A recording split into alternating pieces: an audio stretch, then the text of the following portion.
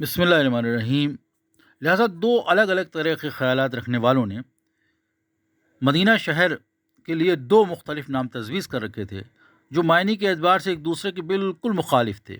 حضرت محمد صلی اللہ علیہ وسلم نے اس شہر میں داخل ہونے کے بعد ایک تو اس لیے کہ دو متضاد پرسپر ورودھی ناموں کا خاتمہ ہو جائے، اور دوسرے اس وجہ سے بھی کہ یہ نام وہاں کے مقامی مسلمانوں یعنی انصار اور مکہ کے رہنے والے مسلمان یعنی مہاجرین کے درمیان اختلاف کا سبب نہ بنے۔ دونوں ناموں کو منسوخ کر دیا اور اس شہر کا نام مدینہ کہہ کر پکارا، یعنی شہر۔ مدینہ کے لفظ سے نہ تو یہ ظاہر ہوتا تھا کہ یہ شہر اچھا ہے اور نہ ہی یہ پتہ چلتا تھا کہ برا ہے۔ مدینہ کا رقبہ جب آپ صلی اللہ علیہ وسلم وہاں داخل ہوئے تو 30 کلومیٹر کے برابر تھا، اور اس شہر میں عام گھروں کے علاوہ 72 قلعے بھی موجود تھے، جن میں 59 قلعے یہودیوں کے تھے اور باقی 13 قلعے مدینہ کے عربوں کے تھے۔ شہر مدینہ اونچائی پہ تھا اور دو پہاڑ اس کے شمال، اتر اور مشرق یعنی پورب دشا میں، مغرب، پشچم اور جنوب میں جمع ہوا آتش فشاں جوالا مکھی کا لاوا پھیلا ہوا تھا۔ اس زمانے میں بھی مدینہ کی آب و ہوا آج کی طرح معتدل درمیانی سمتی شیتوشڑ تھی، اور وہاں عرب جزیرے کے دوسرے علاقوں کے مقابلے میں بارشیں زیادہ ہوتی تھیں۔ اس شہر کے کنارے پانی کا بڑا تالاب تھا۔ پیغمبر اسلام حضرت محمد صلی اللہ علیہ وسلم نے اپنے بچپن کے زمانے میں اسی تالاب میں تیرنا سیکھا تھا، اور وہ بچہ جو مکہ کے پانی میں اس میں نہیں کھیل سکتا تھا، اسی تالاب میں تیرنے اور پانی سے کھیلنے کے بعد بہت لطف اندوز ہوتا تھا۔ مدینہ کے رہنے والے بھی مکہ والوں کی طرح مختلف قبیلوں میں بٹے ہوئے تھے، اور ہر شخص کسی نہ کسی قبیلے سے وابستہ تھا۔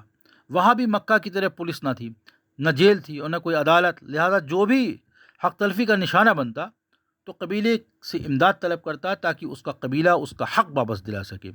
مدینہ میں بھی انسانی جان کا قتل گناہ نہیں سمجھا جاتا تھا، بلکہ ایک نقصان تصور ہوتا تھا، اور قاتل مقتول کے قبیلے کو خون بہا ادا کر کے حساب برابر کر دیتا تھا۔ خون بہا کی کم سے کم حد 100 اونٹ تھی، لیکن بڑے لوگوں کے خون کی قیمت اس سے زیادہ مانگی جاتی تھی۔ مدینہ کے رہنے والے آدھے باشندے عرب تھے اور آدھے یہودی۔ مدینہ کے یہودیوں میں کے 3 بڑے قبیلے تھے، اور عرب باشندوں کے 3 قبیلوں میں بٹے ہوئے تھے۔ مدینہ کے عربوں کا ذریعہ معاش، جیویکا، روزی کا ذریعہ زراعت یعنی پیشہ ان کا کھیتی تھا اور مویشیوں کی پرورش تھا، اور ان میں سے کچھ تجارت کا پیشہ بھی اختیار کیے ہوئے تھے۔ یہودیوں کے تینوں قبیلوں کا مشغلہ ایک دوسرے سے مختلف تھا۔ ایک قبیلہ کھیتی باڑی کرتا تھا، دوسرا زرگری یعنی سونار، گوہر، موتی فروشی، اور تیسرا قبیلہ باغبانی کے ذریعے اپنی روزی روٹی کماتا تھا۔ عرب میں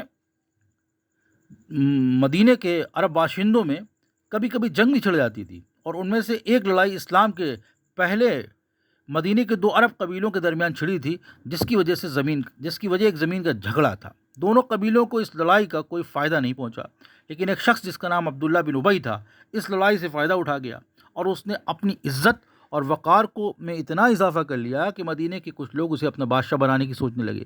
یہاں تک کہ مدینہ کے سوناروں نے اس کے سر کا ناپ بھی لے لیا تھا تاکہ اس کے سر کے لیے تاج بنا سکیں، لیکن جب انہوں نے یہ سنا کہ پیغمبر اسلام حضرت محمد صلی اللہ علیہ وسلم مدینہ آ رہے ہیں اور وہ سب لوگوں کے درمیان انصاف قائم کر دیں گے اور آپسی رنجشوں کا خاتمہ کر دیں گے، تو انہوں نے عبداللہ بن ابی کو بادشاہ بنانے کا خیال چھوڑ دیا۔